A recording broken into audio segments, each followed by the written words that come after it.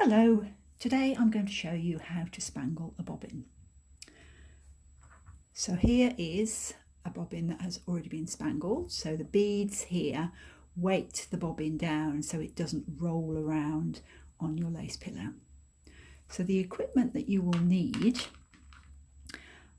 first of all, a length of wire about 12 centimetres long, so fine wire. You'll need a selection of beads, so a larger bead which will go in the middle, some medium beads and some smaller beads.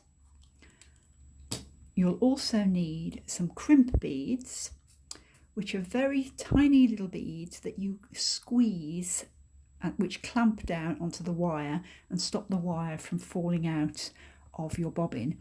Now you could just not use a crimp bead and wind the wire around itself, but I find that often leaves a little bit of wire sticking up which can catch on your fingers, can catch on the bobbins next door to each other. It doesn't necessarily catch on your lace, but it can still be very annoying. So I prefer to use the crimp beads for a neater finish. Then of course we've got our bobbin. So this is a Midland bobbin which requires the spangle, with a hole on either side pre-drilled to put your wire through. You'll need a pair of needle nose pliers. These aren't actually needle nose, but they do have the pointed ends which you will need to squeeze on your crimp bead and also for pulling the wire through. You'll also need a pair of sharp scissors with a small blade like this one, which you use to trim off the end bits of your wire. So let's get started. So we've got our wire. I've already pre-selected my beads.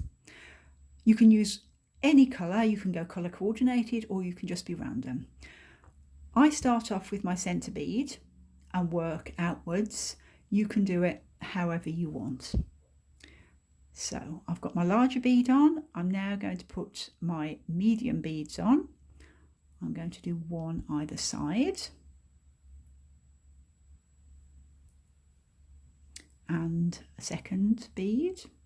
Depending on how big your beads are, will depend how many you need. I can't find the hole in this one. There we go. Sometimes they're difficult to see depending on the light.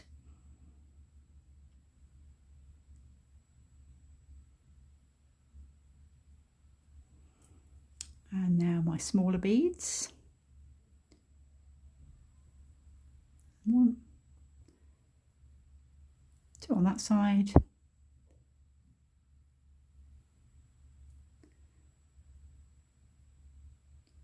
Two on that side. Then the crimp beads are the last ones to go on. One,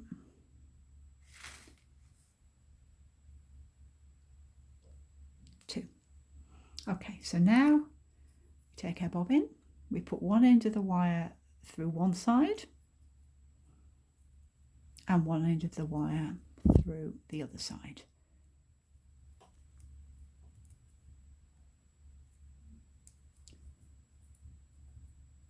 There we go, so they cross over in the middle like that. Now I'm just going to put that side, the wire, up to stop it falling out, and I'm going to work on this side of the spangle.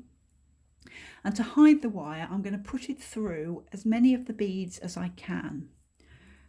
So starting with the crimp bead, I'll put that one through, then I will put a small bead through and another one through, and I'll just pull that wire a little bit to give me a bit more to play with. Then I'll put one of the medium beads through, and if I just pull that a little bit more, I can get another medium bead through. Okay, and then I'll just put the end up like that to stop the bead falling off. Okay, let's work on the other side now. So I'll put that down, put my crimp bead through, my smaller beads through. There we go. I'll just pull the wire a little bit again, so I've got more to play with.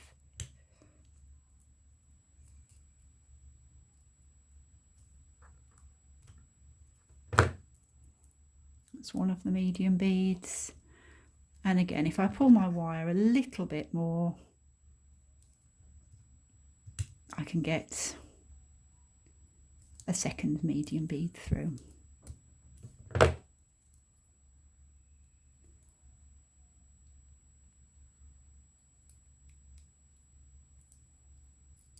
Okay.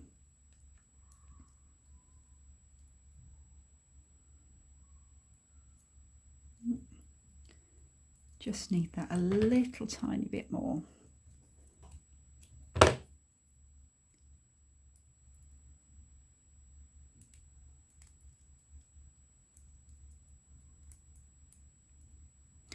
Then I'm going to pull the ends of the wire taut.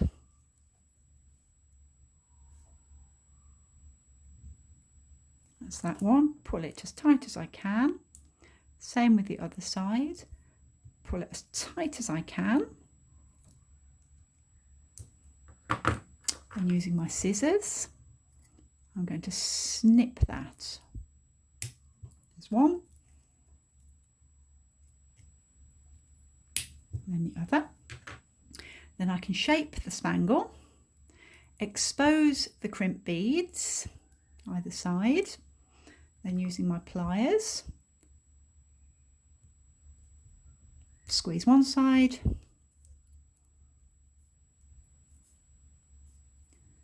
and squeeze the other side, and there we go, a finished spangled bobbin.